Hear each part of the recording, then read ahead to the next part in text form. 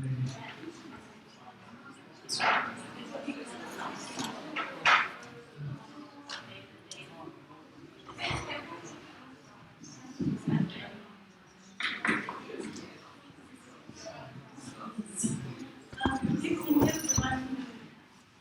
would like to welcome each one of you to tonight's discussion on decolonizing education, how to unlearn and rethink in the time of crisis. What a befitting topic for Gender Åbo Akademi Studies Department to launch the Asian Research Network on Racism. And what a befitting launch with the panel that we have here tonight. I will introduce you to the panel. The first one on my right here is Ahmed Al Nawas. Is a curator student at Åbo University. He's writing a thesis on decolonizing art, especially looking at Finnish context.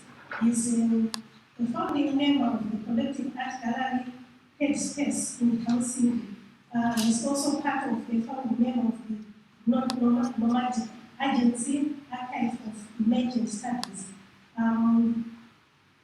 Welcome, Ahmed. Dr. Ahmed, we have Hassan Blasim. He's a poet, a filmmaker, and a short story writer. He was born in Iraq and he has been living in Finland since 2004. Hassan has written the Madman of Freedom Square, which was published by Åbo Press in 2009.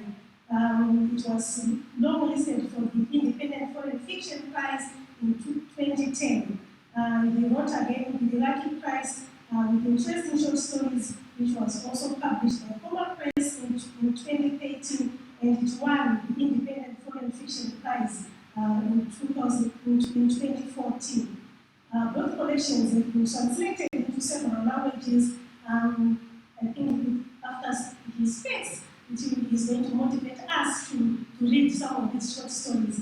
I've already started reading some of them. After that, we have Poline, our Poline here from Poline Hortelano, our PhD student in the Gender Studies Department.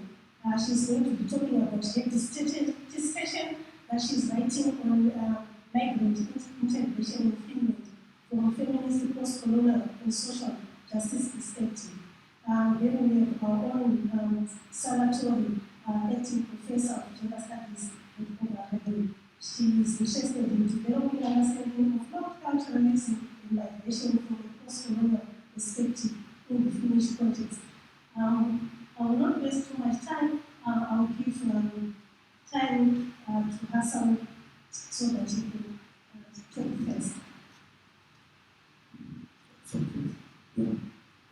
I start first. Yes. No question. No question. Okay, I don't know why you invited me. Let's see. Okay, thank you for inviting me here. I say to my friend when they invite me to university, I say, why you invite me? I'm not academic. I don't talk anything deep, smart, I'm storyteller. So I want to start the story, telling some short story about what happened to me in Finland and also with the broken English. I hope you understand my broken English. But somebody say now all day about the broken English, they say it's love language. Why? Because you can contact people everywhere. If you go to China, if you do it everywhere. So it's like you cross the border through this broken language. So let's start talk about the education. And for me, the education say more with the imagination, with the knowledge, with the books, with the literature. So I start talking about the cliche, stereotype. Like first year, I be in Finland, I meet one guy from Morocco, and I ask him, just want to know about Finland. I asked him, which kind of people, Finnish people? He said, oh shit, they drink a lot, they don't talk, they have depression. I said, shit. shit, like me in Iraq, I don't talk, I have depression, I drink a lot. So I mean, it is like first meeting with a different culture about it, because we talked, I want to talk about the how important knowledge and education to make people like to, through the imagination, how you can understand people. We hear many times here in Finland, for example, we hear about the shock culture. When other people come here to Finland, they have shock culture. For me, because I read a lot of literature, I study a lot myself, like searching, watching films from the West, reading many literature from the West. So when I arrived to Finland, I don't have shock culture. Finnish people, they have shock culture, they have less education. When I drink alcohol in the bar, how do you drink? Are you Muslim? So, I mean, what makes people, they have shock culture. Finnish people also, they have shock culture when they meet other people, like immigrant people. Because that's a question related with the education. Because when we say, for example, when we say in Europe, when we compare our education in Europe with the other country, and we say we have best education in the world. And in Finland, we have best education in Europe. What does mean? Did that make you really more open-minded, free, like you be nice, better human being? What mean you have best education? In our day, the problem with the education, because they back to that. You study because you want to find a job. But the main education when you study is not to find a job, to make you better human being. Cross the border, use your imagination, you understand this world. Because we live with all the cliché. When you are teenager, young, you hear from the song, from literature, life is short, life like a dream, we go to die, take it easy. All this cliché is true, but you don't behave with this cliché, like how you behave with the other people. Why you don't, for example, like in Europe, when you ask people, I meet many people in Europe, I go to many festivals, they call the festival International Literature Festival. 90% from the writer, they are European. So why they don't call it European Literature Festival? Because we are in Europe, we think we are the world. We understand everything, and we are in the center. So what that means for education? We have really bad education in Europe. Because does not mean, because our education part from the competition society. In our day, what we need? We don't need the best engineer, best doctor, best like a lawyer. We need the best human being. We don't need just professional doctor. We need a professional human being. What means professional human being? To understand all the world, we need a new generation, global generation. What does mean global generation? To understand about the world. I say something also about the media. For example, all the time we critique the media, like media is bullshit, but must you be the media? Why media is bullshit? Because media make it cliche. In our day, our education in the university also make it cliche. If you ask a student, for example, I give you an example because now we have many refugees from the Muslim world. What mean when you hear this, they repeat it in the university, and when they repeat it in the media, Muslim world? It's wrong. There is no Muslim world. If you say Muslim world, that means we have Muslim food, Muslim music. We don't have Muslim food, Muslim music, Muslim theater. So that's wrong with the education. That's wrong with the imagination. What else I want to say about? Okay, the moral question. How to help the education? Because now in our day we don't talk in the school about moral question.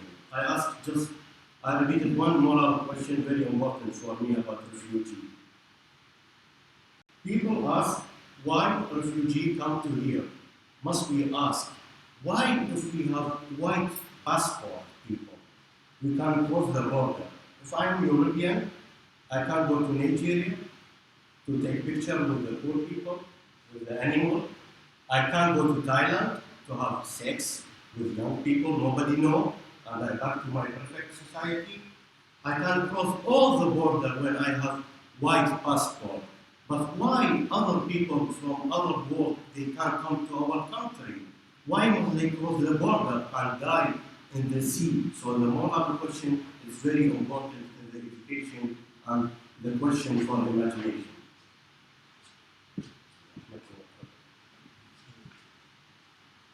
Yes, actually the issues that you are raising, Hassan, as I think the audience is also thinking through some of the issues that you raised. What we mean by decolonization, which is the focus of our discussion tonight. I think getting to that through raising issues about crossing borders.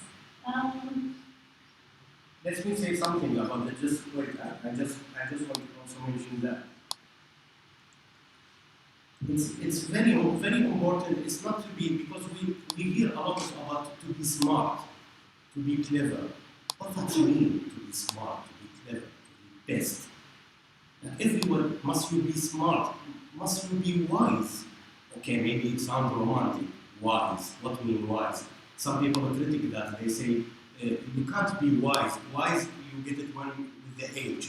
So you be 80 or 90 to be wise and die. What does it mean? It's bullshit. We can't be wise because we have enough information. We have enough knowledge. We know many things, but we just want how to use that. I mean, in the end, for example, we are like all the time I ask in Finland, I don't understand people little bit because they complain about everything, but they don't behave. I mean, they don't act, they don't go to street, they don't demonstration, and all the time I ask, where's the student in Finland? Where's the power? Because the students all the time they have power, young, angry, with new energy, with a new imagination. We don't see that in Finland because what we say, we trust system in Finland, but we complain about the system. Does not make sense. Must we do something? Must we create a new idea? What does this mean? What does this mean education? Education is mean imagination. If you can imagine the world with a different way, you use your power. So the bigger problem when you teach people our government lead us. No. People must lead the government, not government to lead the people. That's a big mistake when we wait the government, few people from different party, left party, will party, right party, to lead us. Must we lead the government? We don't get to decide about our life, about our future. The border, like for example, for refugee now, when we try to close the border. Why do we close the border? Why, for example?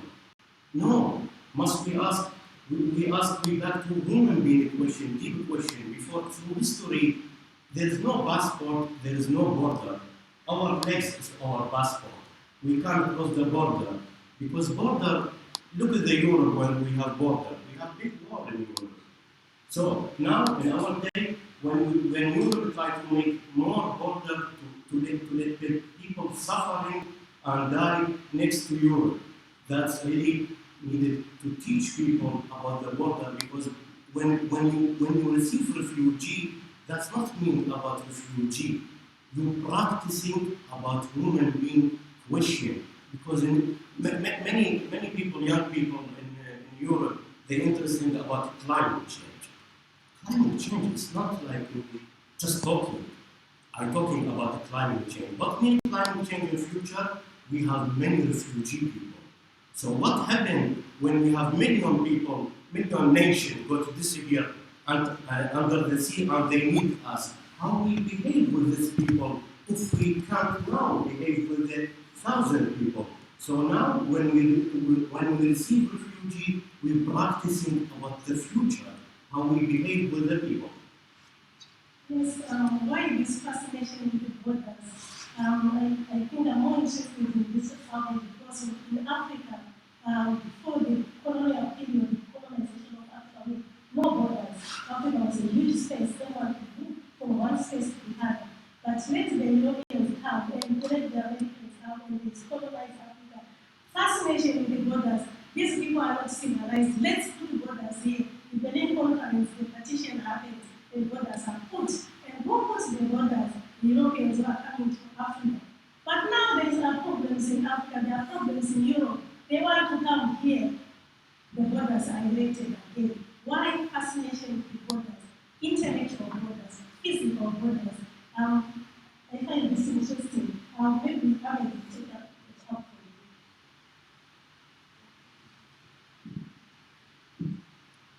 you. This is hard to join suddenly, but maybe I could start from what I'm doing at the moment. So, as I mentioned earlier, I'm doing my thesis on reality and decolonization and art, and especially art. The art in Finland with Christmas of ourselves, who is a colleague also, an artist, and we together are doing collective thesis. Well, some of the things that we're looking at, and I think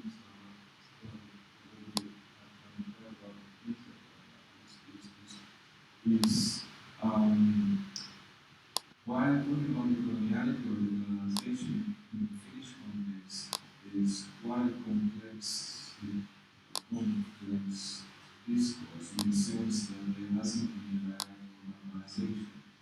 There has been affiliation with the coloniality, and there are colonial discourses embedded in the academic structure that affects how things works, which kind of things are appreciated, what is beauty, what is scientifically right and wrong. These kind of categories has been made during the colonial time, of course, but when we talk about freedom, there is an immediate response that denies such participation in colonial, which makes such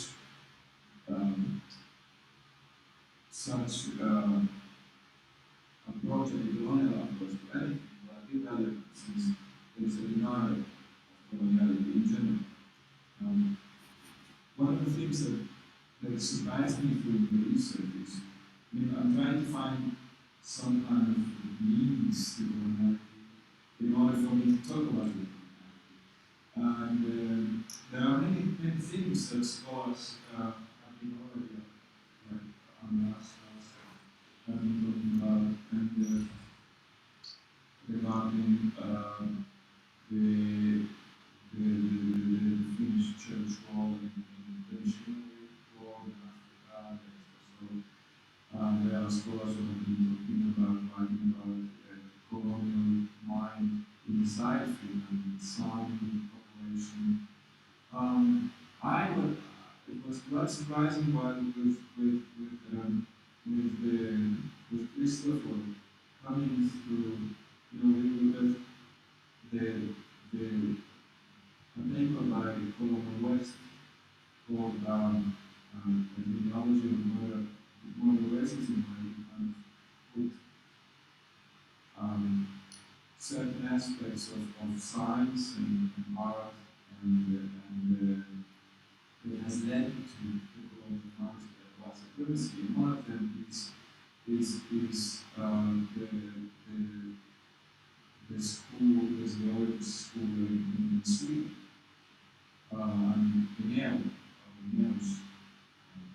who sets the categories of race to the human structure, was of course still Swedish, but all his students were here in this academy. They were ruling and doing research in this academy.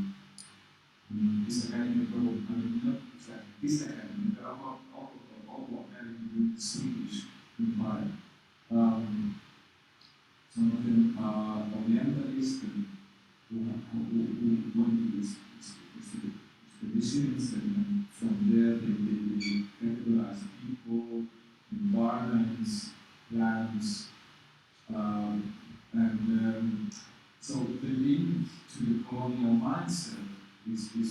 very clear. There is quite clear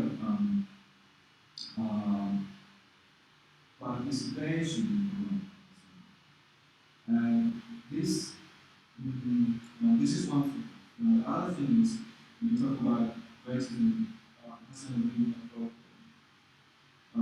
discussed racism, especially today with the sudden rise of immigration numbers. And there is a lot of talking on I think that allows them to see things. One of them is racism in Finland due to the sudden change in Finnish demography. The second one is the introduction of neo-capitalism into Finnish welfare system, which has led to class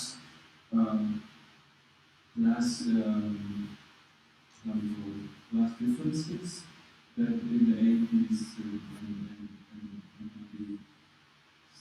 and the 70s has been, the welfare system and the idea of equality, etc. So people losing their jobs in the 90s and later now has increased populism. And so this kind of these discourses going on and justifying racism today, or not justifying, kind of articulating why racism has increased. But we have, my argument is that we have to look at the discourse, the power of discourse is generating certain stereotypical imaginations and focus on that part of the academy as well. On the power of these discourses, what most of the people in school scholars would call the colonial mindset, or colonial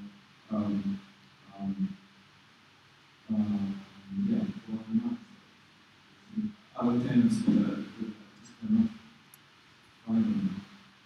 I don't know if this is. Ahmed raises interesting questions about the denial of participating in colonialism, which is interesting. And I think it's interesting that he gave us supporting evidence that really Finland benefited from colonialism. They participated, whether directly or indirectly, but indirectly they participated. So the question comes again, I'll throw it to the audience, but so that we think through this question. What is the role of the university in decolonizing higher education? What is the role of the university intellectuals in thinking through about some of these issues that Ahmed is raising, particularly focusing on how can the universities and university scholars and university professors contribute to the decolonization of higher education, focusing on the borders, whereby we have people who are dying in our borders. How much work the university? Let's include this. I will say something about racism. What the university must do is very important, because most universities they make question about the media. Let's see the media, what they do now with the refugees from Iraq or Afghanistan. All the time they say, oh, 3 Iraqi guys, they are very good guys. They help people cleaning the snow. Another day, oh, 1 Iraqi, it's so bad. He's like, it's really terrible. And next day, 1 Iraqi guy, he's very good. He's help. That's not help, nothing. Because you make people really, they coming from the Mars.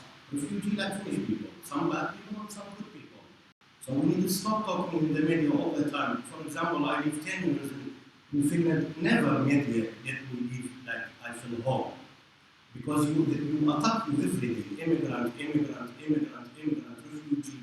That's so bad. If you say something good in the media about the refugee, it's bad also. Because you torture them. Because you don't need to say people talk to people good today. Tomorrow it's not good. That's not It's not help nothing. Stop talking about refugee. We live in the law country. We have law. If somebody do something wrong, let any Finnish people. They charge them and other people. So that's what we mean to talk all the time about refugee. No, they are very good. They are very nice. They help. Some refugees smart. Some refugees they are stupid. It's like many people around the world, like Finnish people. Some people good and some people bad. Stop torture people. They are refugees. Don't forget. They come here under the international law. So they come from the war. You can't sit every day in the media, attack them. You attack them with the good thing also. If some academic go on the TV and say, no, refugee is very good, we need it for the future, they make kids and they're smart, and many people they are professional, and that's also bad. First, they are refugees because they're running from the war, they have shock, so they need to just breathe first, relax here, to understand the society, they need time. It's nothing they help if you attack them all the time in the media. And that's a question for the university, for education, to help people. Because education, why is important? Because you learn hate, but we born with the love. I'm so romantic, but I give you example. If the kids, like my kids born here in Finland, if you put any kids, Somalian kids, with the Finnish kids in the neighborhood, they play. But maybe when they grow up, they go to hate each other. From where is coming hate? We teach them hate from family, from education, from the media. So we born with the love. Don't forget that. That's very important. We learn hate. So university is very important to talk about that, to talk about moral questions. Because why all the time, I say I'm romantic. Why all the time we go to discover, we go to the moon, very good, great. We want to find some medicine to cancer, diseases. Why we search more about selfish? Why human being selfish? Why we behave like that? Must we find medicine for that? How people behave? That's very important for me. Okay,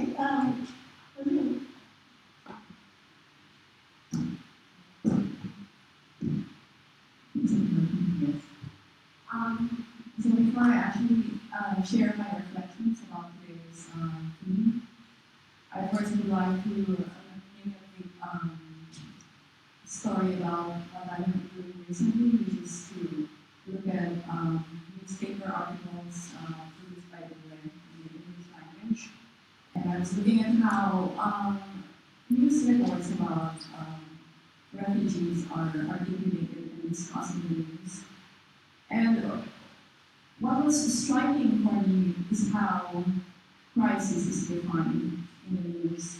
For example, in the reporting about refugees, what is being focused on and what is being built up as a problem, as a crisis, is the seeming fact that there are so many refugees coming every day, especially in September when this event happened when refugees are coming to Finland via Sweden and Poland and the northern border. So there were a lot of predictions every day as to how many refugees are coming to Finland and how this is exceeding the planned capacity of Finland to absorb the refugees. And it is very clear what the reference of the crisis means. It is the sheer number of refugees coming, and also it's about whether the welfare state is actually able to absorb that. But then again, you also look at the news and see how reports about how there have been strong anti-immigrant, anti-refugee sentiments, and how these are articulated by politicians themselves, and how these are not only done through protests, but actual physical attacks to refugee shelters and places where refugees are being housed. And I found it really not interesting, but really disturbing that these very strong racist discourses in the media, or at least the way that the media represents public reaction, that is not considered as a crisis, actually. When you think about it, this is some kind of a moral crisis. When you look at societal reaction to people who are obviously have the right to to survive and to save their lives, and that they are fleeing from their country, from the countries where they feel not safe. And yet this is not being perceived as a natural thing to do, but rather it's something that is exceptional, and you don't even think about human lives in that sense, but you only think about how much money is the welfare state going to be spending to support the refugees. So to me, the question is, how do you define a crisis then? What is a crisis? So when I think about this event today we have here about decolonizing education, I think it's a very appropriate theme, given this very strong anti-racist, strong anti-refugee, anti-immigration climate we have now. I think this is the moment in time where academics and also the university as an institution has to look at itself and see how it will respond to this kind of climate. Of course, the question is, can you really, as an academic, and can the university really, as an institution, distantiate itself from these racist discourses in the public? Can the university say, no, it is not happening in the university, it's only happening outside of the university and we have nothing to do with it? So it is also a question of what do you do as an academic, and what does the university need to do to sort of influence not only the present climate, but future ways of looking at these situations and phenomena. I looked at a literature by Walter Mignolo, and he actually talked about a process of decolonization where one should look into and link epistemology, politics, and ethics. That if you're an intellectual, you have to look into these things and try to link them together. And I thought, yeah, that's actually a very good way of starting to think about how to decolonize the university or decolonize education. When you think about knowledge production, for example, you think about what kind of knowledge do we actually produce in the university? What kind of knowledge do we impart to the students that we have? As academics and researchers, what kind of knowledge do we sustain? And who are we allowing to produce knowledge in the university as an institution? In terms of politics, I think it's a question of engagement in society and social change. Is the university actively engaging with society to change mindsets, to question racist discourses? Or does it keep that kind of distance where it displaces racism outside of the university and this doesn't think that is a problem that the university has to engage with? It's also a question of ethics when you think about social relations and interpersonal relations in the university. And who do you actually talk to, listen to, and include in the production of knowledge, in teaching, in research? Who do you give the opportunity to do research in terms of fundings? And who do you actually include in all these career advancing activities so that in the future you can have a more variety of knowledge? So for me, if you think about decolonizing education, it's a good way to think about knowledge production and social engagement or social change and looking at racialized power relations inside the university. Thank you. She says the interesting issues the university is not an island that is existing on its own. And she also raises this question of community engagement. How does the university play a role in what is happening within our own context of environment? How can the university participate or play an intervention role in the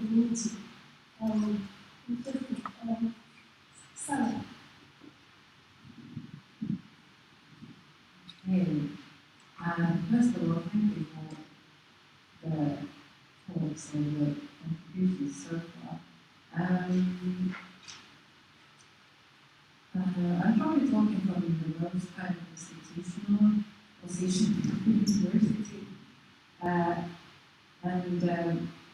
somehow I think when thinking about this talk, I'm thinking about what decolonizing education can be.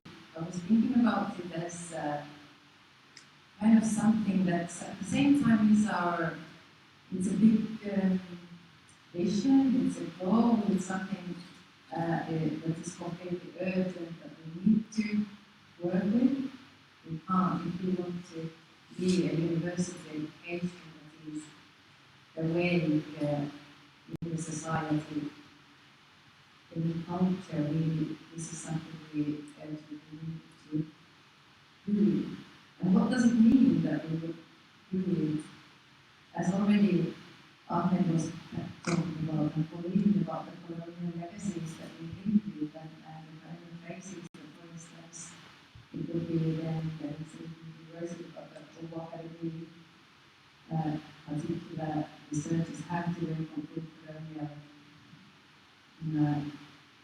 practices, and the way in which universities, in a very concrete way, of course, are class-producing institutions. We produce people who gain a specific class position from universities. So what does it really mean that we decolonize education, and how to, so that it is about how to think profoundly about change, and at the same time, I think for me it is also a very practical question about, and in the way that you have also said, what do we need? So how does the curriculum look like? What do we count as theory? Where can theory be produced? How does it look like? How they education?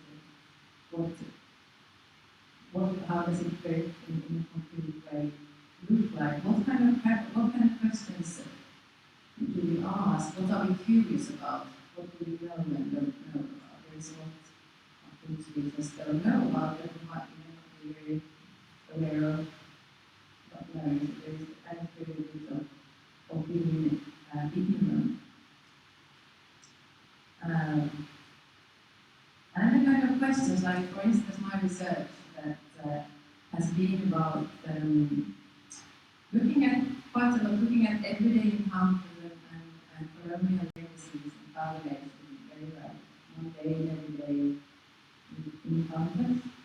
And this is in relation to research on project work on integration right of people. And this research will fall under ethnic relations and migration in this kind of university, what kind of fields of study. And for instance, this field of study is very strongly invested in the kind of interest in specific people, like interest in refugees or interest in certain nationalities, interest in immigrants, which is a kind of a very, it's also a colonial mind of a way of asking questions, a way of what kinds of questions do we ask that are interested in, which have colonial roots to anthropology and other kind of disciplines. And then one thing I wanted, there was a lot of things that we could open up the discussion. So thinking about the austerity politics and the cuts, and we often talk about we need to save the university, we need to keep the kind of education we have. And here, I think what becomes so clear is that we need to, and even if we have this kind of threat of austerity, of cuts, which has also that threat to be still need to not to turn inside, I believe. But at the same time, and that's why this is really important, that this is related to the cuts that actually think about transformation. To think about decolonizing university at the same time as there is this politics. Okay, thank you, sir. We'll open the discussion to the floor. The floor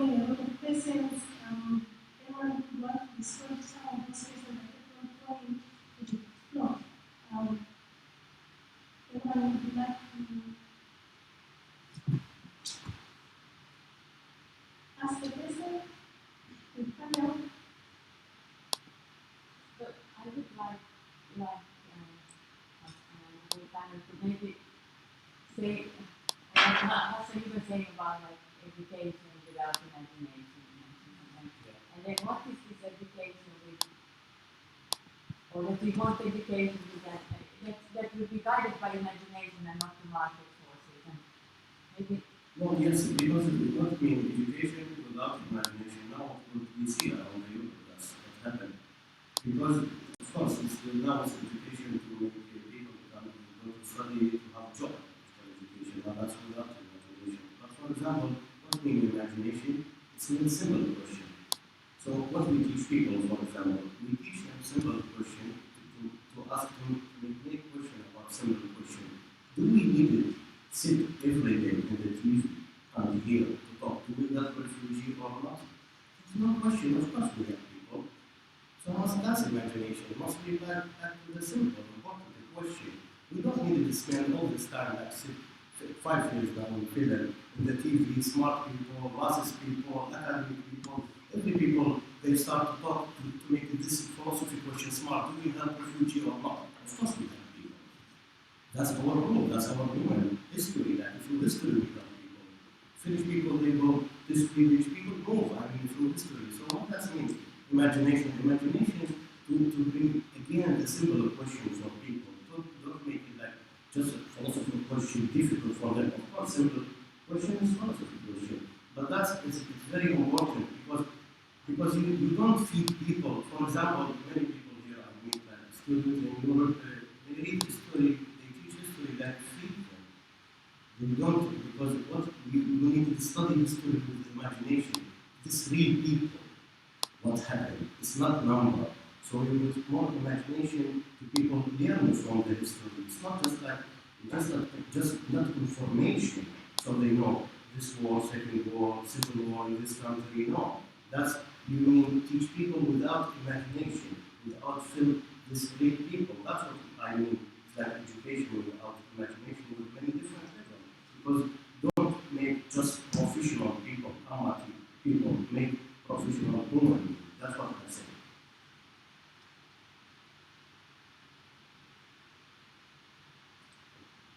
Yeah, thank you very much for your contributions. I was thinking about borders that you mentioned, and the obsession, maybe the European obsession, or I don't know, Western, I don't know, the obsession with borders. Because when I'm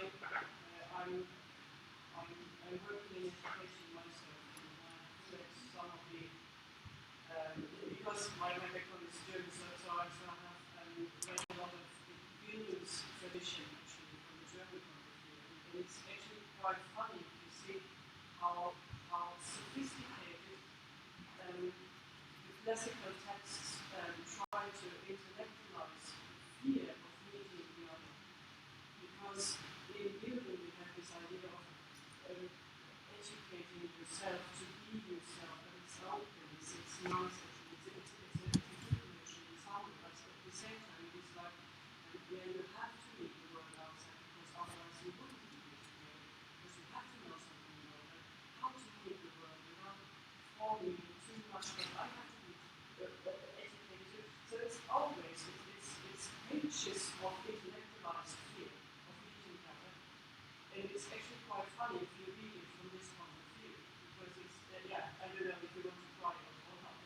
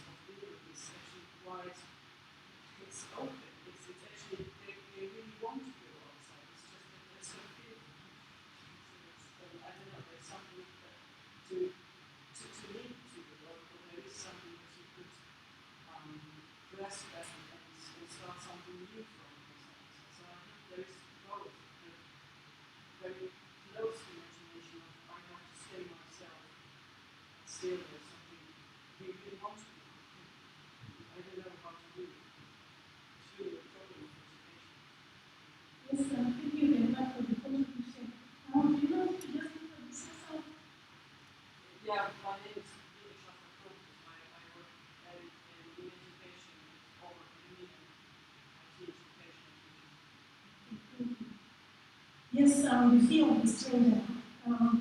How do you meet the stranger without being anxious and not see the stranger as contaminating you or bringing some kind of death, field, or disease? I think I had that personal experience where you can see that the person is really struggling with contact with a stranger and fears some kind of disease and all that. But the interesting question is, why is the fear so much when the stranger comes? Here, why is there so much fear when the stranger comes, but there's no fear when we go to the stranger's space? It's not stranger, because one stranger is also back to the education. Because if you ask people here, like if you ask our audience now, how many books do you read from Arabic literature, from the world literature? How many? You don't read. So what education are we talking about Europe? It's like really limited. It's about Europe. It's Europe, read Europe. That's it. And they say best education in the world. Because why, for example, you're scared from this? Because you hear this cliche. The world is not a small village. That's many years ago. It's not a small village. Because we here in Europe, when we have best education, we behave with refugees from Afghanistan like they come not from small village, like from the Mars. They are totally different. They are strangers. Because we don't read. We don't read about the world. For example, I say all the time, when I read any country like literature, how many books do we read? Do you invite, for example, any problem in Egypt, revolution?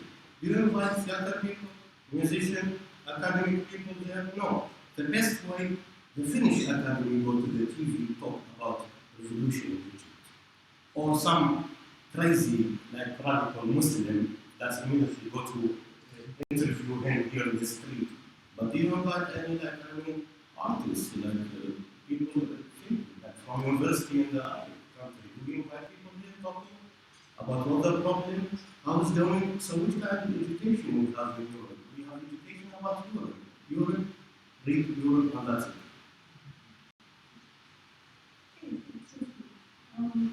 Yes.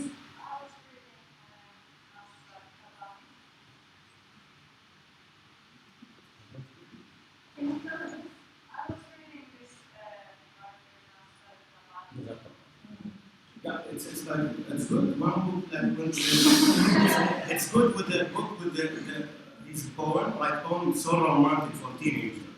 That's one book. Okay. What else? Because for example, I give you an example. When they read my book translated to Finnish and to many different languages also, they say to me, Hassan, when we read your book, it's a great book. We think it's really, that's real Iraq. I say to them, if I read one book about Finland, it's real Finnish people, it's real Finland. So that's people because they don't read. When they read one book, they think that's really Iraq.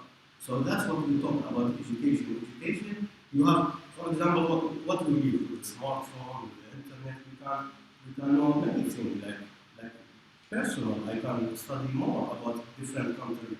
Not just the way our media, what they call media. Come home in Iraq, 50 people die. What does mean for education? Education, what mean? You learn, you open your imagination. It's nothing. It's zero. It's not meaning nothing. So you need to read more about the world, not just about Europe. What beauty in Europe? Because I say before we are here. Big prize in Europe, what they do? Funding war, and they give peace prize from Netherlands. So white people, they make war and give peace prize. And they watch the war and we don't read them and we don't understand them because we have best education in the world. I really like, this is something I think we really need to think about in very concrete terms when we plan our courses and reading lists. And I really like what you were saying about your being romantic and about why you learn to become wise. And I think there is something that's very important when we're talking about the university setting, because we are very good at being very smart analytic, and I think there is also this that, like I don't know, there are a lot of students here also, and the kind of like perhaps insecurity that becomes from the demand of being smart that's combined with some kind of like lack of curiosity, perhaps, which is not like, I don't say that the students have lack of curiosity, but the society most people have that lack of curiosity too. What you were just describing. Yes, I mean, it's smart for me. It's not just smart, this one, but it's like this mustn't be this doctor, this writer, this people, it's asshole people. Wise people is humble people, nice people. Wise is normal people, wise is not philosophy, is wise sitting by the pressure. Wise, nice people, normal people. But when people they want to be best, how we can make other people best? How?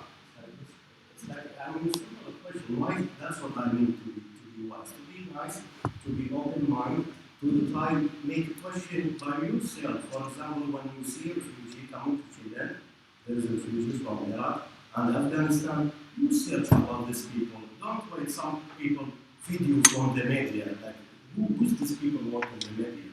Like who?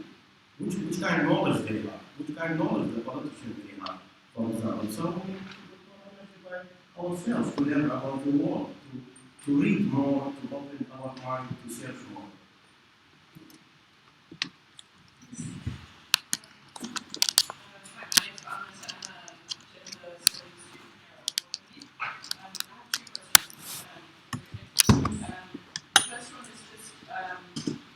Very specific, but I was thinking of the gender part, which is that I think the whole colonial experience and the colonial project is extremely gender process. So I was just wondering, asking for everyone actually, if you have any thoughts on how the role that gender would play in call it strategies for decolonising education in particular, because the colonial mindset of education is also a very gender one. I mean, you just have to look at the fact that it's the gender studies department that's organising this debate to see them. So just your comments on that. And then a specific question, probably for Hassan, but you kind of answered it a little bit, but whether you could, maybe for others as well actually, when you said about right at the start, you said the phrase shock culture, and I don't know if you meant culture shock or if you actually meant shock culture, but it got me thinking of shock culture, and that we're so, that in the modern society we seem to be so obsessed with shock value, and I think that's part of the thing that's driving, within the media, I think that's driving the stereotypes, and it's driving the othering that's going to extreme levels, particularly in the media.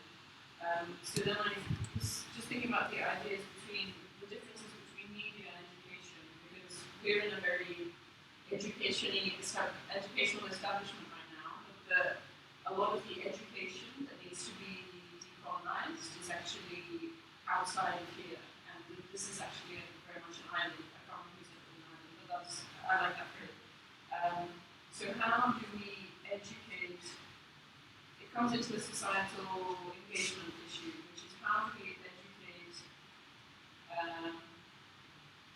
without, okay, this sounds very weird, but how do we educate the people outside to unlearn what they think is, to unlearn the imaginings, the colonial imaginings that exist outside that is reinforced. For example, the gender ones at the moment, where people are writing about the migration crisis at the moment, is extremely gendered, and it continues to be so, and there's no alternative voices. So what can we do about it? I'd like to do something about it, but is there anything you can do?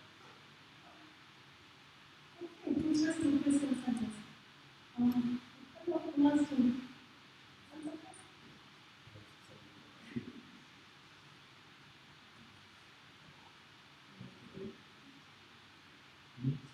I'm trying to be feminist, so it's men always think.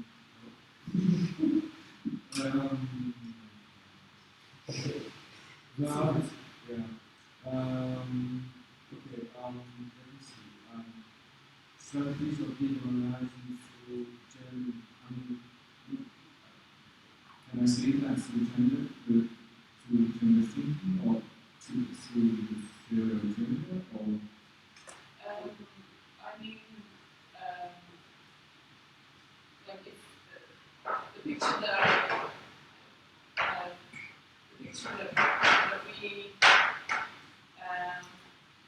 education is extremely gendered, and therefore a process to and colonial legacy in education / ongoing colonial project within education is extremely gendered. So does that necessarily surely necessitates a gendered response or a gendered strategy to deal with decolonizing education. The project is extremely gendered, so a gender-blind strategy of decolonizing education, whether it's in here or on the streets, needs to be gendered. Is a question. Yeah, I mean, the intersectional school, or intersectional way of looking at power studies is very efficient. I mean, very efficient, very useful in looking at gender and coloniality in general, whiteness and the issue of gender and the levels of different power relations. That's a useful way of maybe answering the question. And then I have to say that decoloniality is an undefined process. I mean, there are different strategies of decoloniality, but there is no ultimate, how do you call it, like a dream, a defined dream of decoloniality. That's how I understand decoloniality, in the sense that it's something that you think and do at the same time. Of course, there are things that we would like to deviate from, but is there a certain structure that we would like to utopia that already defined utopia, like a Marxist utopia, for example. It's I understand in a way that there is no structured utopia that we aim to. So in that sense, all strategies of emancipation are strategies of decoloniality. But what makes it decolonial is what it has to be looked from the perspective of coloniality, how coloniality works. I don't know if I answered the question. Yeah, we don't. Okay. That's enough. Okay. Yeah. And something on what Ahmed said. Yeah, this like just if I understand that you asked about what is some of the culture shock. culture shock. It's culture shock. I mean, I have a story. I tell you a story. One day I sit in the metro in Helsinki. I read one book, Arabic. And I read and one woman, Finnish woman, said beside me, "Oh, so beautiful language." I say, "Yeah, language." She said, "It's Arabic language." I say, "Yes, it's Arabic language. It's so difficult, like Finnish language." She said, "Ah, you write from the right to the left." I say, "Yes, from right to the left." And then she said, "Do you read Quran?" I say, "No, French stuff."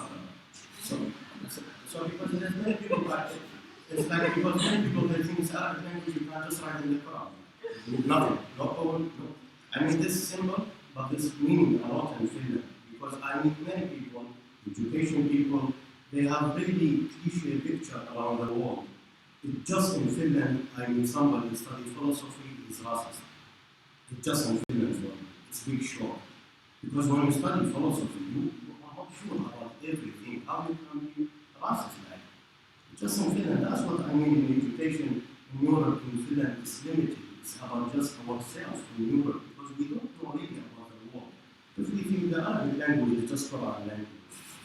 It's like, and it's not a job. It's really, if you be like me, daily life, in the metro, in the car villa, you talk with the people, you see different picture about Finland, totally different what you think.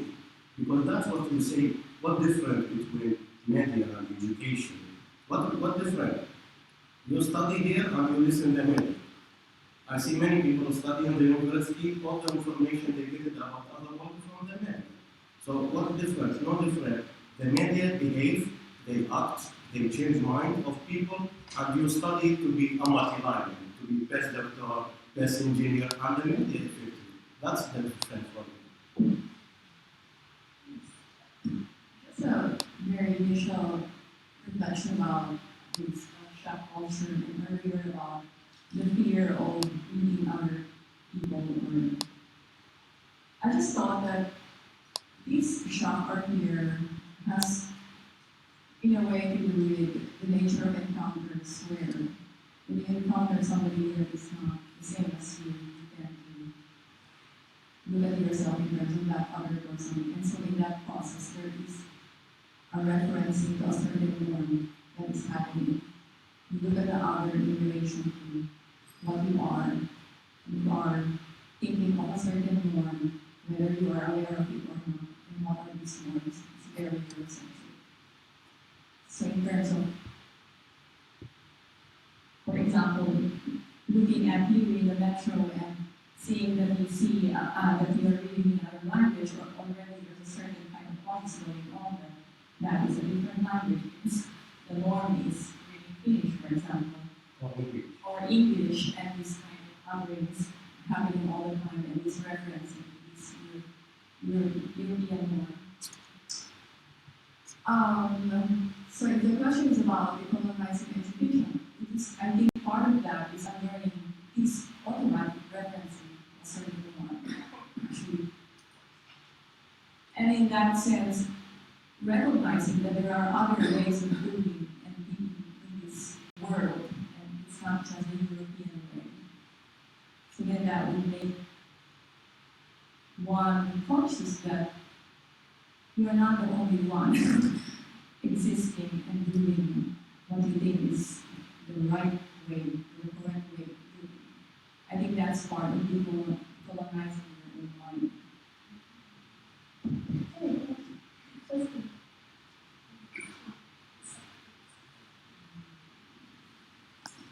I was also about the gender and decolonizing strategies, and one thing is what I'm about thinking about decolonial, which is somehow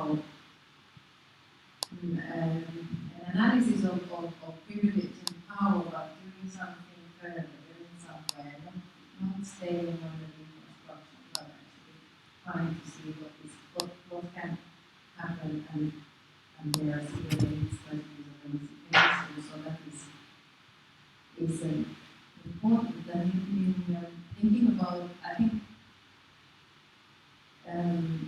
in many ways we are kind of doing a lot in the sense that we are teaching post-colonial, we are reading, and we are somehow doing things within the institution that is not perfect to have something that's happening everywhere. But at the same time, there is a lot, I mean, it's not like, there is a lot about our basic concepts and about our institution, our the widens of the university in many ways that is not, it's completely here.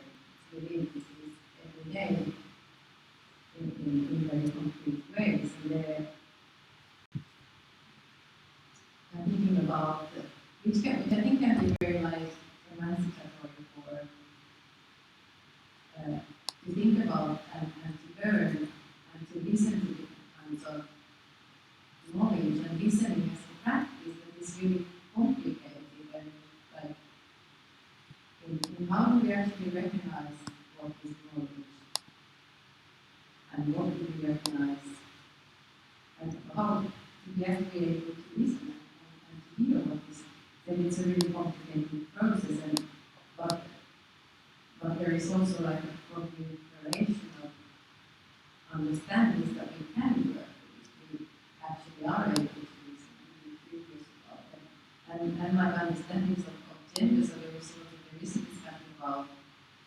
reality of gender, for instance, how many of the very concepts we all the time use, such as gender, are colonial in many ways, and also the kind of historical constructions that we think that gender is the first, if there's is a specific historical construct as well.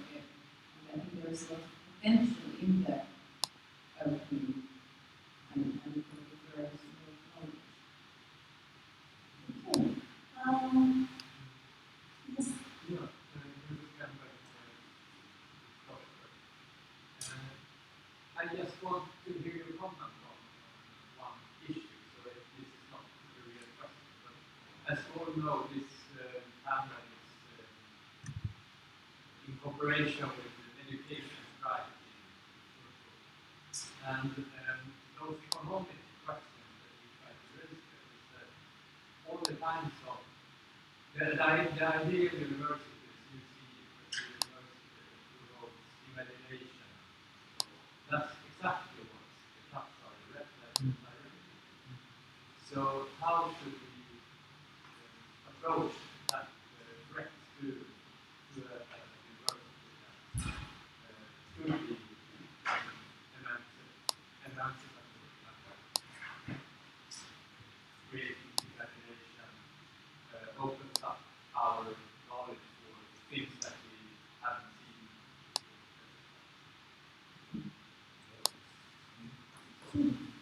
I mean, this is a very good question because I've been thinking about it before I came here, and actually, in the thesis that I'm doing with kids, is that, how our discourse of coloniality can be a wet dream for neoliberals. I mean, it's just an argument of demolishing a lot of things and saying that this is not efficient, it's not working so well. We need to cut, we need to demolish all the structures that exist in order to have a creative institution. And that's, I don't have an answer. I personally think that maybe this is not an answer. It's, what I've been thinking of this is through our practice in such cases, the necessity of having parallel economies. So, and acknowledging these parallel economies. In other words, I'm not talking about alternative ways of looking at things or doing things.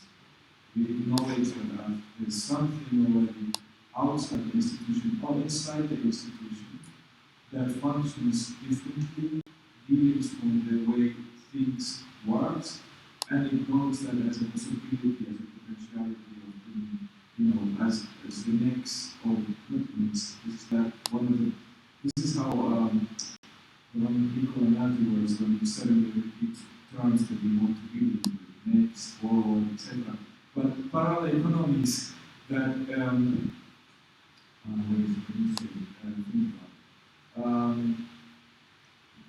parallel places where knowledge production is produced and deconstructed and contested outside or inside in marginal spaces in the university. So I personally think that the university, not because of neoliberalism but already before, isn't something that I would not want to save.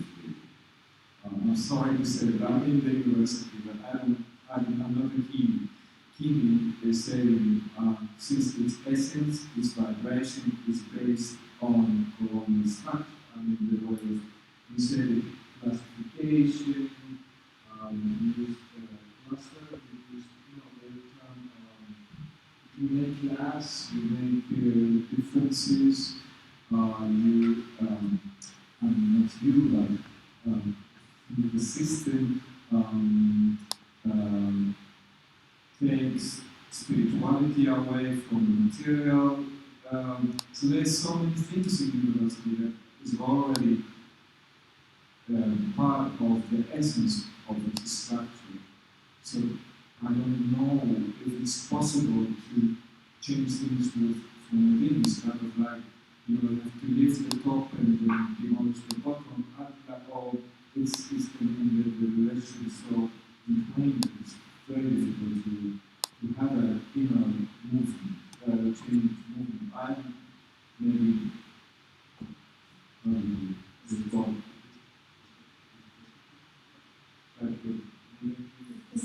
pessimistic, but I have more. I see there is a potentiality in parallel spaces. But these parallel spaces, of course, are not acknowledged in the economic system as knowledge production space. So that's which is in itself probably, if we think about being wise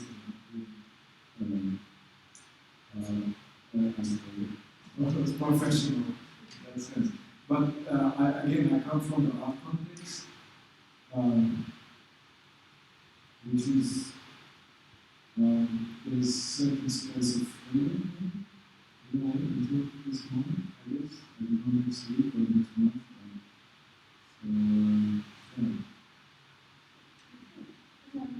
Can I say one thing? One of the things that this is maybe off the topic, but it's related to coloniality, is most of the ones like Norway, many scholars who have been found members of the colonial school in Latin America, mostly talk about indigenous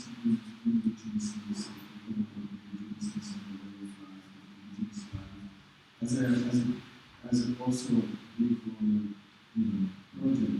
For me, coming from an Arabic background, that's quite problematic to think that way.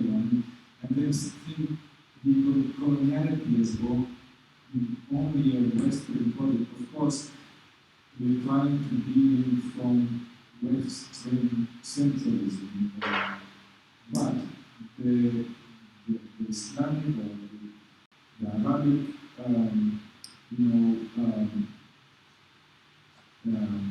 scholars before the Renaissance in Europe, they generated most of these discourses that later in Europe became the way of classifying things. I mean, anthropology, historiology, sociology, neoclassicism, in a way that the translating all the Greek literature and embedding in Islamic theology, all that happened already before Europe. And actually Europe is from I'm sorry, it wasn't from the Islamic world, but like the Islamic Empire, let's see, in the world empire. But maybe what was different at that time, and that's not because the Islamic Empire, which was not one empire, didn't have that much time to or interest in colonializing the world as Western colonialism. It's a different kind of colonialism. It's more with exchange rather than there has been also a lot of oppression, but it's more like exchange relation than direct colonialism. But in a way, so my point is that for me, it's to centralize the colonialization around Europe is really, it doesn't help my struggle. Because when you look at ISIS, where ISIS is, it's just that they're using colonialist mindset.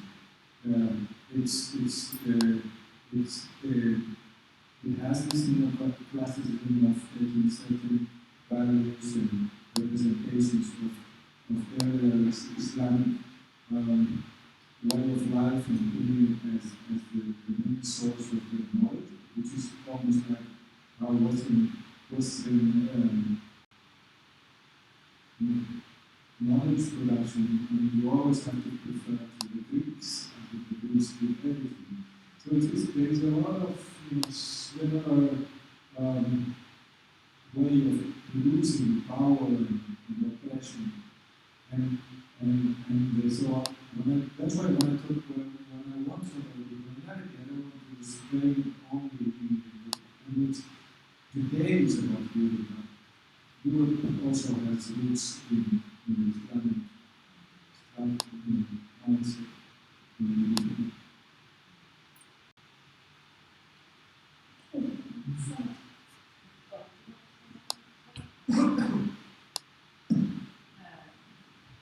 Thanks for the last comment about the genealogies that we don't so much about that, and that we should talk about it. I think there is certainly a need. And I was thinking about this kind of austerity and the kind of return of war, and there is, I'm thinking about whether I'm being really false here, because about the different types of realities of the university, and the way what kind of meetings and what kind of talk we have now with the thoughts and what they mean. But I think at the university, I think for me, in this autumn that I've been working as actually professor and thinking about what do we actually contribute to the gender studies, it's been quite interesting to realize that we can actually do everything. We can. We have the kind of, in many ways, we don't have much freedom, or we don't have much power in like deciding. We don't have much resources in terms of being able to fund a lot of people. But we do have. I mean, we do have power on the content and what we actually do. So we do have spaces that we can use and time that we can use in a way that fine. So in that sense, I'm more optimistic about that it is possible to create spaces at the same time as we do work in a very specific structure, and we are all the time, within the kind of discourse about production.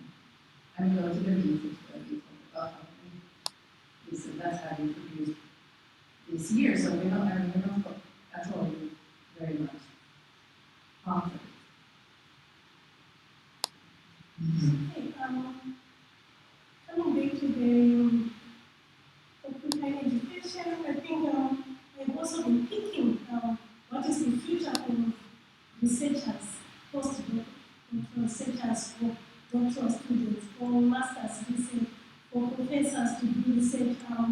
What is the future 10 years after before these austerity measures being put in place? Do we have the same universities that we have today, or do we have the production of knowledge that is happening today? I don't know. So my question is, what is the future like? I mean, coming from the art scene is also it's easy for me to kind of create some stuff about humanity. I'm not comparing to you as coming from the humanistic, but in art, it's all about, and it's all the time about both the content and the form. So to think about the humanity is not only about the economic discourse, but also the economic form, which can form into the economic good. So that's relates to the university in the future. So it's not. We should. I mean, this also relates to the imagination in the sense that we read, we can choose, or we open selection. Selection is one way of utilizing this. But then the form, how the research structure and research methodology should learn from the community as well. So which kind of research methodology we use, and also what is I mean this is it's nothing new. It's also today particularly and find other ways where there should be transparency of my position as a researcher and subject matter research, and then the subject matter research is because the subject is something that a relationship between me and my research and the people that I'm involved with. So it's really, there's a lot of things related to the form.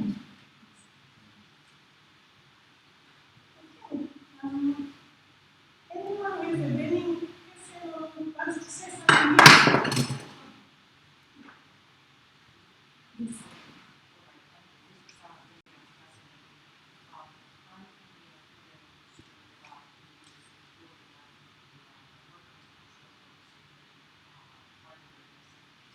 There are a couple of things here that I find very fascinating. All of your contributions are very thoughtful. And I have 2 points. So, first of all, what do we call education? Finland, every sentence starts in Finland. Is quite bad. So we think that we have also the best education system. But I think it's very important to ask more universities ideological underpinnings the education system. So obviously, for instance, we think about Finland today. Another example of this is problems in terms of like city other. So Solo is going for this right up the Swedish, Russian, Estonian population. And we know about Somali culture. We don't have one single Somali restaurant in Finland, yet we have a big Somali population here. Do we read Somali literature in school? No, we don't. And how long have Somalis been? Decades, several decades. But yet at the same time, we don't update our education system to think that, okay, rather than just reading the European literature in school, we need to know about Finland today too, and what's who are you here today, and so on. So I think it's really important to sort of like talk about these ideological underpinnings, and I think it has a lot to do with not only colonialism, racism, but also memory forces. Where does the money go? American, European structures always decide you need to be educated at those cultures in order to be potentially hired by an American company or a German company or something like that. So you also need these tools to advance your career or whatever it is. And then this is the sort of and then the other one is that I think that it's very fascinating also when we have this idea of education also classifying. We don't actually encourage you to think on your own. And I also know that the German tradition throughout the day, which doesn't necessarily come to anyone's mind in this context, but Hannah Arendt, who said that all I really want people to do is think on you and think on you. And in every time in a new situation, how I'm going to happen in this one. And it's actually up to me as an individual to potentially initiate change too. So if you want to initiate change, we don't necessarily, we cannot talk about university structures just as structures. Because they're always individuals who have to take the initiative. And if you say something like, there's only so much we can do. We need to go to faculty meetings and do certain things.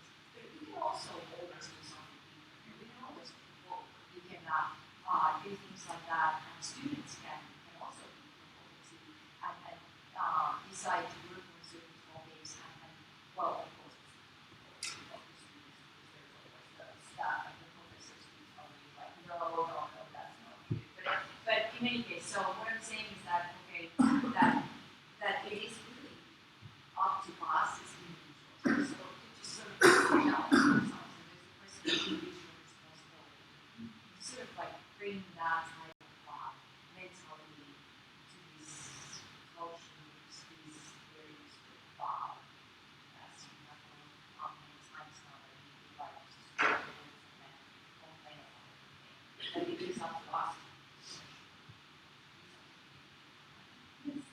how we create environments that allow students to develop critical thinking. Yes. But the local communities would really encourage you to teach, allow students to develop critical thinking skills. I think that's the other question as well. Yeah, I just say it's very, when you mentioned that about how much we know about Somalia, we live here, that's why that not just Somalia, of course, we don't know if they live beside us. I live with many of my smart people, and some wise, because I like wine. Sometimes we sit in the cafe, they really use the recipes a lot about Iraq.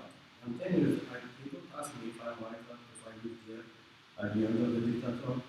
I mean, people that from Afghanistan, from Iraq, are our neighbor. So we can understand more about this country through the people, through the culture inside these people.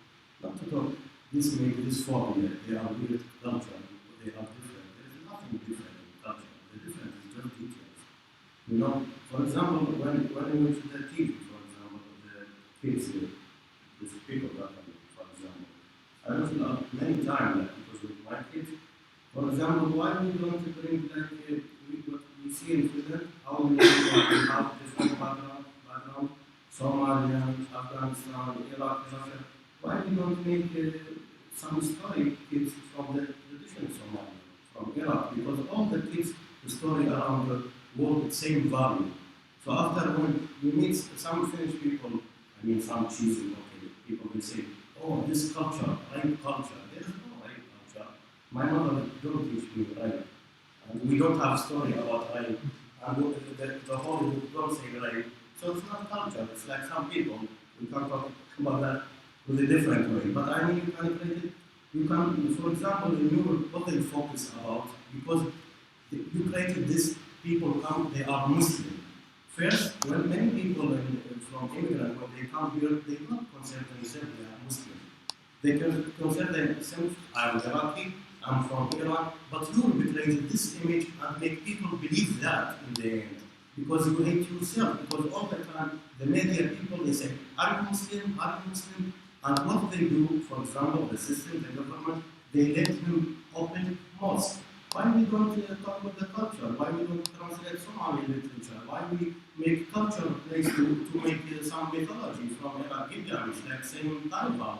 That's a great image because you know culture is saying because before 200 years, I say I'm romantic. Before 200 years, one guy sit in Iraq, he write poem about moon. Same in Finland. He sit in the forest, write about the moon. Why we don't bring this culture? Why we don't talk about the poem, beautiful poem in Somalia? Because all the poems in Somalia, not about rape. Of course, don't write women. They don't write the kill people poem or song or kids story. So we needed people, when we talk about multicultural and integration, it's like, for me it's so funny. Because we needed the people to behave like, totally like Finnish people. Must we be Finnish? Where is the multicultural? Where is this culture? Where's the language? Where's the poem? Where's the music? Just we make some cheesy festival and Helsinki, food, different food culture. All this, they're all multicultural. We are so happy. No, we need more research about these people, and this also help the people, the family, immigrant family without education. Like for example, Somali and Iraqi family, when they came here, some people they don't have education and they have kids here. What will help them when you bring real culture from Somalia, from literature, art, you make the kids, Somalian kids, Iraqi kids, they trust themselves. Because in the end, they are not just Muslim and media attack them and people attack them and they don't have anything, they are just Muslim. No, you make them trust themselves. You are same French people. You have music, you have poem, you have mythology, you have everything. But the condition in the life, something happened there, and that's from history. War, travel from place to place. Now, war in Iraq is coming, peace, we know, but I mean, war in Finland, that's kind of education we need to bring to the kids. That to talk more about the different way, not just like, okay, we are a free society, everybody can do what you want. Why refugee and immigrant complain, they can't do everything. It's not like that. You make them very limited what is the thing? Little space you give to people to live in this, and you like charge them, and you like they feel it because they are not stupid. They feel it. The media all the time talk refugee, immigrant, Somalian, problem, Muslim. They feel it. So, and after we ask, why did some people born here and make bomb here, like in France? Why? So that's very important question. That's about education. That's about university. Why? That's a good question. Ask about the question and find. Because many people, when these people in France and in Europe, they born in Europe, they don't know anything about Islam. They don't know about the religion. They make revenge about themselves, how European behave with them, with the name of God. Because they find reason, they find the space to make a bomb without what they do. If they hit somebody in the street, they go to the camp. So they needed the قضية.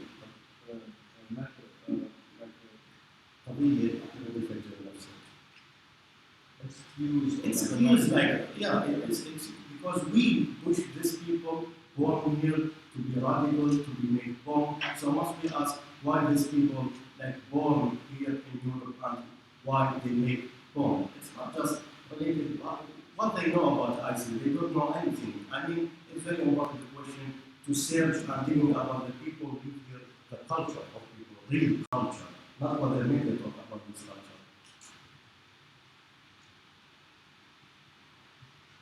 I'm just like, because I promise you to read it, not talking more, shut up. I'm just like to read the short, to read Ahmed, to read my short poem. It's like about refugee in Europe. It's linked with our talking in English here. So Ahmed, because I can speak better than me in English. This poem I write and publish in many newspapers in Sweden. And they read it in many countries, different countries, but not general friend of the transport, you know, when they want to publish something. So that's about also about education and how people in Europe in the general, academic, politicians, and you can listen to the problem. It's the first one I do. A refugee in paradise that is Europe. Is gave they hit you on the border. They insult you in the very system. They analyze your children's dead body on television. They get together and discuss the past and the future. In their pictures, they draw your drawings. In their pictures, they draw your drawing. They put you in their museums and allowed. They decide to stop hitting you and set up a military unit to confront you. Academics get new grant money to research your body and your soul. Politicians train everyone after an emergency meeting to discuss your fate. They consult history in search of an answer for your daughter who is freezing in the forest hall. The neo-Nazis insult you and burn down your house. The neo-fascists fling their way in parliament on your shoulders. You are the madman of people all in you. They read crocodiles over your pain. They come out in demonstrations against you and build walls. Green activists put up pictures of you in the street. Others sit on their sofas, comment wearily on your picture on Facebook and go to sleep. They strip away your humanity in debates that are clever and sharp as knives. They write you down today and with selfishness as their easier, make you disappear the next morning. They expect to come across their own humanity through your family. They take you into their paradise, then float you night and day with their horror, as with eyes which radiate freedom hope. The bat goes to sleep and wakes up inside you. The present involves you. You produce children for their paradise and grow old. You die. This was a presentation by Jonathan Black. Can I say nothing before that? Don't you think This is a typical question we get. It starts when we discuss critique that we as Europeans are paralyzed when there is such critique. What do we have to do in order for the to be satisfied? Or things can change. What's the question? What is for you? Yeah. Well, the question is, how do you answer the question?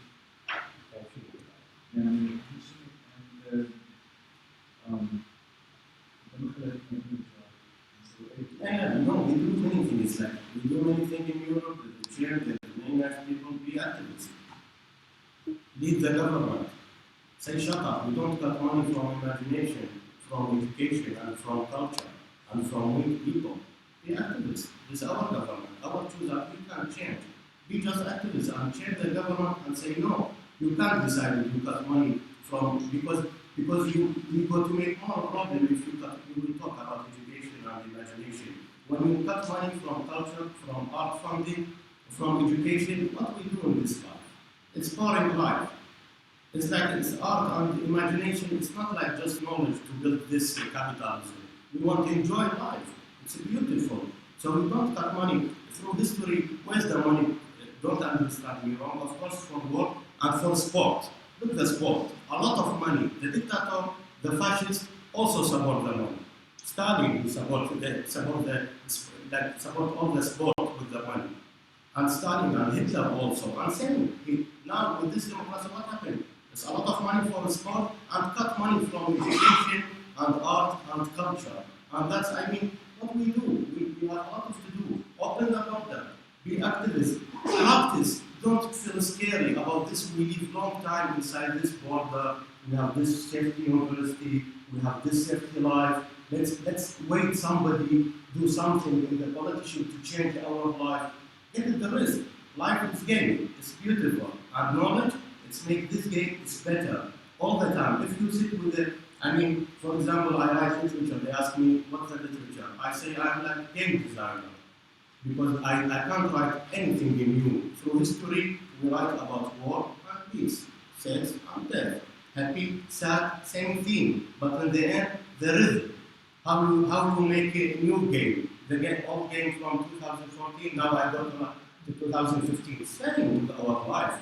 Must we change? Must we have a new idea to critique the politician? Change all the system. Be active. Don't be like waiting somebody take care about you and about your life and about your dream. Must you take the life between your hands? And if you, I back to the cliche when we say that life is a dream, life is just traveling or something, do it. You can't do that. Of course you can't do that.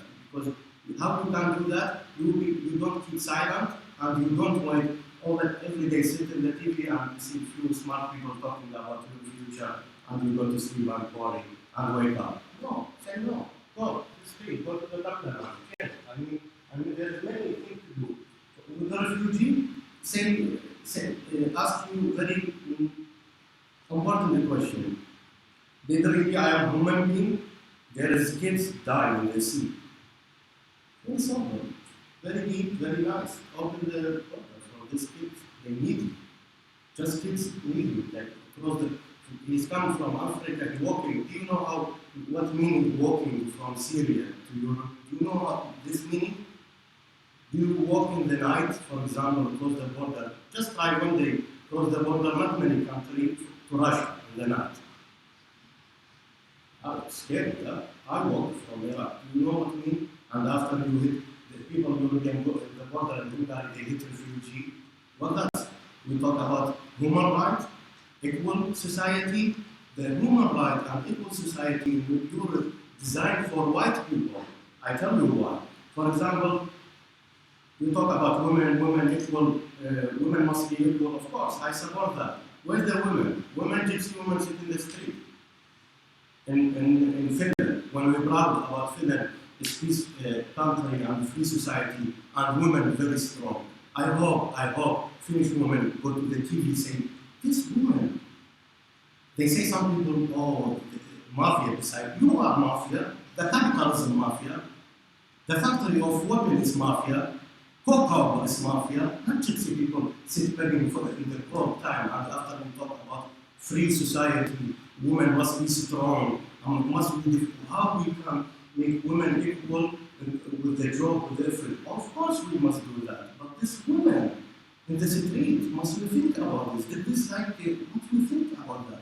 I don't get it. So what we do? We talk about this women sit like in the street and we go in the winter time and in summertime reading in the newspaper about human rights, equal society, free society. So must we do something? So sometimes because it's long time I ask people they don't have answer. I see many gypsy people next our gallery, next our smart imagination. First, must we help people? And we have enough. And don't make you scary. We have better life. People they don't have. We sit here and drink water. People don't have one bread now in this moment. That's not romantic. That's real. So we have enough. We have enough. How we go to all the time we talk about our. Let's talk just about Finland. What capitalism now do? Difference between young people and old people. The difference between city people education and village people education. Different than immigrant and Finnish people. What does it mean? It's like they building civil war in the future. We can't share it. We can't help. We have enough in Finland. Don't worry about it. It's not a scary phobia. We don't find food. We have enough food.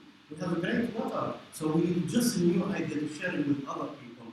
The future for peace and love and this all romantic is between our hands. That's education. We need to bring it back to the university and push students, all people around the world to help each other and share something. Because if you don't help the gypsy people, you never succeeded in your relationship with your mother or with your girlfriend. Believe me, because you are inside you have this what should be better? You have the seed inside you for selfish. You can't fix your life if you don't help people. If you want to fix personal life, you need to help people. Okay. Nice ending with the poem. I loved the poem. I think it summarizes everything that we've been discussing here. We ask you, Ahmed, to give us a copy so that we can keep those around to read it as well. It's on his Facebook. I think it has been probably published on our Discussions. Oh, there. I think our discussion ends here, but before we end, I think I'll ask Salla and Katarina to talk about what next. Question is But no, I don't have what next. This was part of an action research project that we asked how to do it. And how I see the action research project is also the way we're talking about decolonizing, we're talking about issues and goals. And I see the action research project on anti-racism as a kind of forum for doing different things. About both creating a research project, but also a forum for how to think about in terms of education, think about in terms of courses. But those who, if there are people who haven't been around, let me know. So I took you on the list and we're meeting in December to talk about what in concrete ways to go further, but just let me know if there's something I haven't received information, so I can just say from the education strike that you are welcome to the occupation and thank you for Hassan for saying be activists and you can sleep there, but you can also just come and visit. And there's flyers on the location and about the education strike movement outside.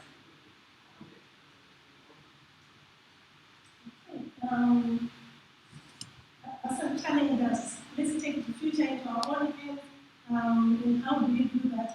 Occupy education. I'd like to thank our panel speakers. Thank you very much. This was a lively discussion, and I think we all benefited from your presentations.